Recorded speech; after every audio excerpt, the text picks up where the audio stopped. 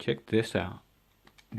So I think our frustration is probably on the same page there. Yeah, and a little bit of the problem there is I don't know that John Calvin would fit into your definition. Well, Because for example, and I'll give you an exact example.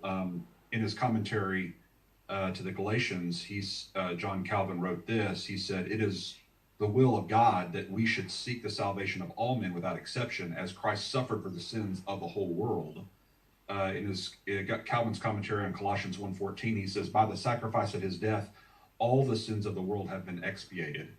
In his commentary on Romans 5:18, Calvin said, quote, "Though Christ suffered for the sins of the whole world and is offered through God's benignly, indiscriminately to all, yet all do not receive him."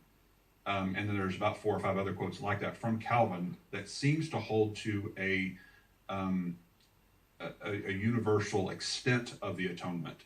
Now, I think that's where some of the mistake is made in listening to briefly to your podcast, is that sometimes there's conflation between the extent, application, and intention of the atonement. But you can hold to a universal extent of the atonement, as Bruce Ware does, and still maintain Calvinism's basic tenets of soteriology, in my opinion. Again, that can be debated. sure, sure. I like how you use the word "seem," so I'll agree with you on that. Seems to be what he's saying.